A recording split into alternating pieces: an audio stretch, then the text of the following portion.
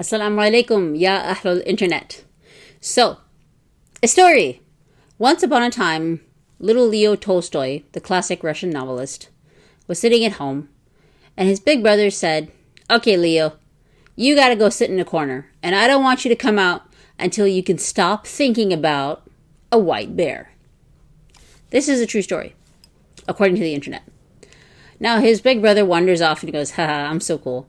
And he comes back a few hours later, and for some reason, little Leo Tolstoy is still sitting in the corner.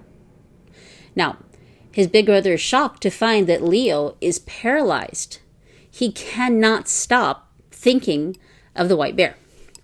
Now, modern psychology tells us that big brothers can be complete jerks, and little Leo's inability to stop thinking about the white bear tells us a lot about how the human brain works, and also why your children won't stop picking their noses.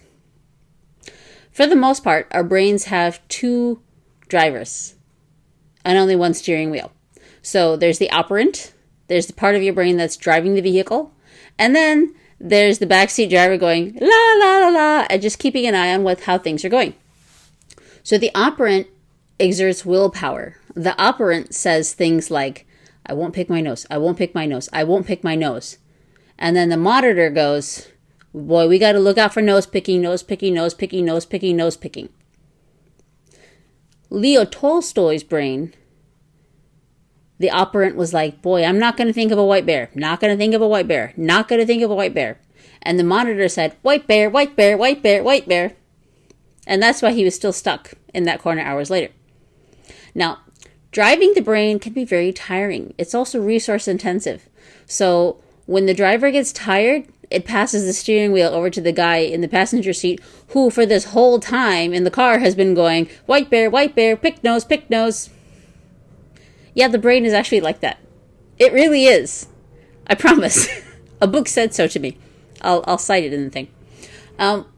So when we give our kids commands like, "Don't pick your nose, don't pick your nose, don't pick your nose," and their brains happen to be on autopilot, the only thing they're really remembering in the back end is pick your nose, pick your nose, pick your nose. Or white bear.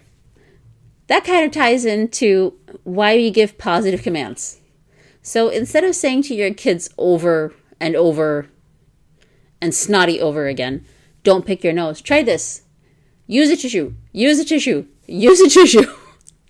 And then the next time when they're on autopilot or the driver's asleep at the wheel, even the guy in the passenger seat is going tissue, tissue, tissue, tissue. Because they're basically in screensaver mode of sorts. Also, we say things like, "No running, no running, no running." And what does the autopilot say? Running, running, running, running, running. Why don't you instead say, "Walk nicely. Walking, please. Good walking. Hooray. Yeah, let's walk in the hall." So what we're going to do is reinforce walk, walk, walk, walk, walk, so that both the operant and the monitor have the same idea about what you're supposed to be doing versus what you're not supposed to be doing. Because like poor little Leo, with his nose in the corner for multiple hours, if you tell someone to whatever you do, "Don't think of a white bear," what do you think they're going to think of? It sounds crazy, but do we ever say to our kids, "Don't even think about hitting your sister"? I can guarantee they're going to be thinking about hitting their sister. "Don't even think about eating that candy." Ooh, candy. "Don't even think about leaving that mess." Oh, leaving a mess. The messages and words that we put into our kids' heads serve as primers. They're kind of like internet search words. And when they're not in active thought mode, the word bubbles pop up just based on the frequency of how often they've been put in there. So the words that you want to put in are the ones that you want them to remember. So hands nicely versus "don't hit your sister," eat your dinner, or make healthy choices, or finish your food first. These are better to remember than "don't you lie to me." "Are you lying?" "No lying," versus "always tell the truth." "Let's tell the truth." "Let's try again." Is that the truth? Let's focus on truth. So, in a nutshell, big brothers are jerks. Your brain had its autopilot, and it's not a very smart autopilot. And that's the story of how Leo Tolstoy's jerk of a big brother has a lot to do with the human brain and why your children haven't stopped picking their nose yet. Wassalamu alaikum wa rahmatullahi wa barakatuhu.